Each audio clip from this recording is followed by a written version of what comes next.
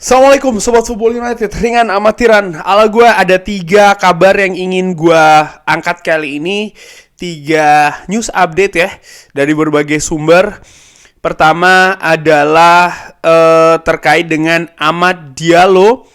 Disebutkan oleh Fabrizio Romano kalau Amad Diallo tidak memiliki rencana untuk meninggalkan Manchester United di bulan Januari ini. Pemain yang didatangkan dengan harga cukup mahal dari Atalanta, merupakan talenta juga yang selama beberapa musim terakhir memang jarang sekali memperkuat tim utama Manchester United dengan berbagai alasan, dan yang paling sering adalah karena cedera. Musim lalu Amad Diallo ini menghabiskan hampir sebagian besar waktunya di Sunderland, dan memang penampilannya sangat luar biasa sekali di Sunderland, menjadi inspirasi lini depan Sunderland, banyak memberikan kontribusi langsung, utamanya gol. Dan musim ini dia juga ikut di pre-season dan menjadi menurut gua proyeksi di tim utama Manchester United. Hanya saja memang Amad Diallo terkendala dengan cedera, terutama di paruh awal musim ini. Dia sudah pernah bermain ya bersama dengan Manchester United ketika Manchester United ini kalah menghadapi Nottingham Forest dan dimainkan di sayap kanan. Amad Diallo ini memberikan energi yang berbeda, memberikan gaya permainan yang berbeda, bahkan ketajaman. Dan menurut gua pemain muda ini memiliki rasa percaya diri yang bagus juga. Terkait dengan posisi sayap kanan Manchester United yang biasanya ini memang diplot untuk seorang Anthony, di mana Anthony dalam menjalani musim ini menurut gua sangat fluktuatif sekali. Bahkan sebagian besar Anthony ini penampilannya jelek ya, buruk, dan sering sekali disinggung soal masalah harganya dan lain-lain. Dan menurut gue memang ada banyak masalah terutama di luar lapangan yang mempengaruhi konsentrasi dari Anthony. Dan backupnya di sisi kanan ini Erik ten Hag sempat mencoba Marcus Rashford ya kan, Facundo Pellistri, pemain muda juga yang dikabarkan akan dilepas musim dingin kali ini. Granada dikabarkan semakin dekat untuk mendapatkan Facundo Pellistri. Tapi sampai dengan video ini gue bikin belum ada kabar lanjutannya ya.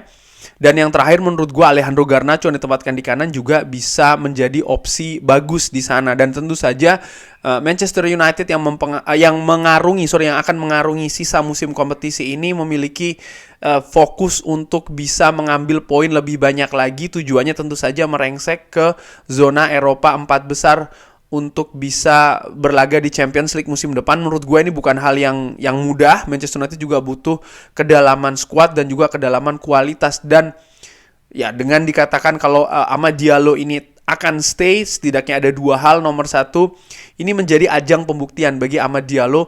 Mampukah dia dengan kesempatannya kali ini ya, artinya dia tetap akan stay sampai dengan akhir musim nanti di Manchester United ini, membuktikan bahwa dia memiliki kualitas, dia memiliki talenta yang ya bagus untuk Manchester United, utamanya jangka pendek, sedang, dan juga panjang. Ini pembuktian menurut gue. Di sisi lain, gue juga melihat kalau sisi kanan dari Manchester United ini ada semacam kayak dalam tanda kutip bongkar pasang ya, akan ada evaluasi di sana.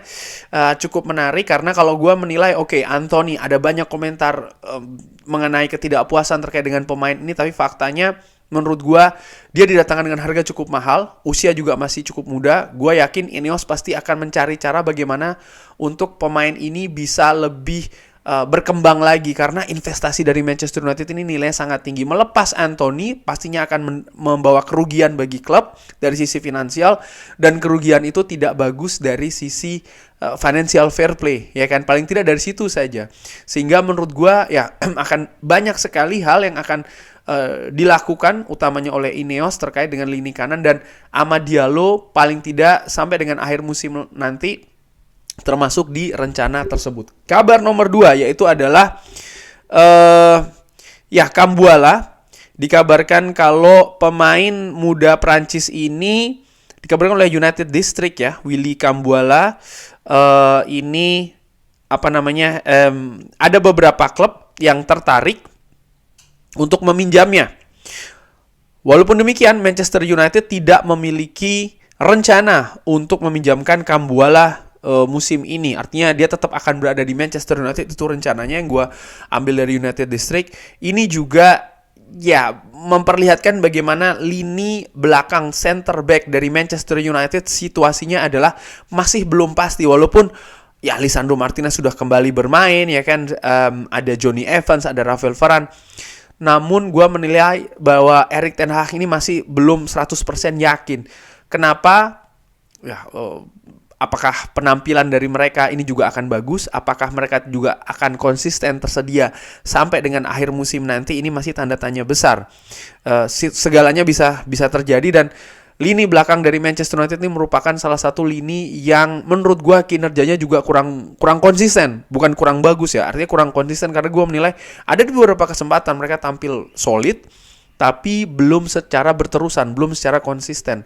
Willy Kambuala yang diberikan debut musim ini menurut gua penampilannya cukup menjanjikan, dan dengan tetap memberikan kesempatan pemain muda ini untuk berada di tim utama Manchester United, paling tidak dia berlatih dengan tim utama, dia duduk di bangku cadangan, ini kan memberikan rasa percaya diri. Di samping juga ada mungkin transfer ilmu juga ya dari punggawa senior, utamanya di lini belakang Manchester United. Gua menilai pemain ini punya potensi ya, dan tinggal bagaimana Manchester United ini merawatnya. Memberikan menit bermain yang tinggi tentu saja salah satu hal yang bisa dilakukan, karena pemain muda ketika diberi kesempatan menit bermain yang tinggi, dia cenderung akan lebih bisa berkembang kepercayaan diri dan juga teknisnya.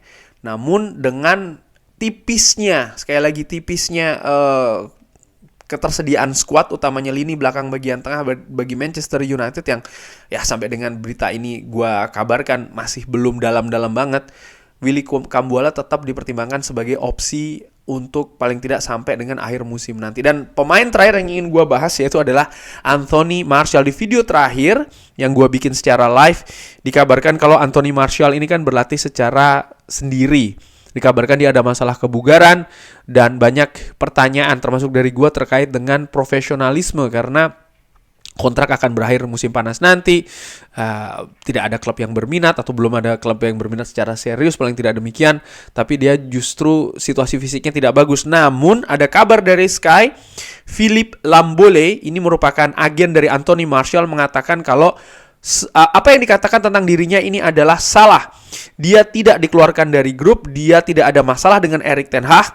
Dia ini hanya akan menjalani operasi kecil di abduktorsnya, dan tentu saja ini bisa dilakukan ya untuk beberapa waktu, dan tentu saja tidak memberikan dia situasi yang 100%.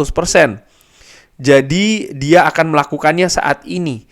Itu pertama, dan kabar kedua disebutkan juga kalau Anthony Martial tidak akan cabut dan dia akan stay di Manchester United sampai dengan akhir kontraknya di bulan Juni nanti. Wow, ini menurut gua kabar yang lumayan besar ya, karena lini depan Manchester United menurut gue menjadi salah satu masalah. Rasmus Højlund belum bisa diandalkan secara besar-besaran, katakanlah demikian, menjadi tumpuan, satu-satunya tumpuan, apalagi beban tersebut menurut gue harus dibagi dengan pemain lain. Anthony Martial ketersediaannya tidak cukup banyak musim ini.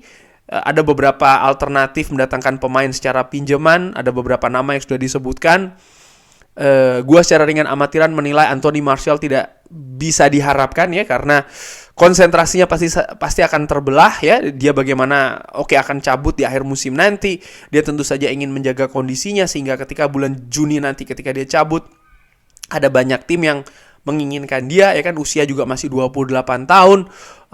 Dia juga pastinya akan melihat situasi untuk masa depannya, sehingga gue sangat meragukan Anthony Martial akan habis-habisan, katakanlah demikian, karena ya Manchester United sudah memutuskan tidak akan menggunakan Anthony Martial lagi.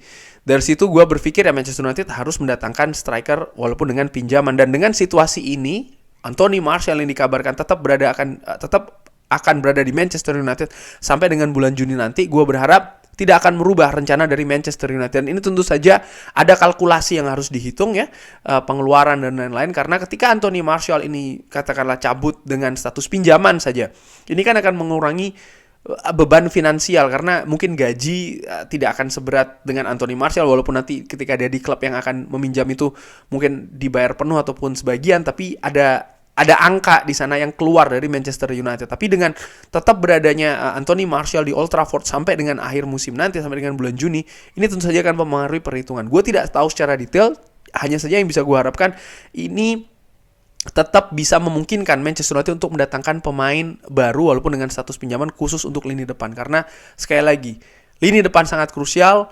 Manchester United butuh poin didapatkan dari kemenangan didapatkan dari mencetak gol. Kurang lebih demikian. Bagaimana menurut Sobat Football United? Kabar 3 pemain yang tetap akan stay paling tidak sampai dengan musim panas nanti? Bisa drop di kolom komen. Terima kasih sudah menyaksikan. Jangan lupa like, subscribe. Wassalamualaikum warahmatullahi wabarakatuh. Thank you.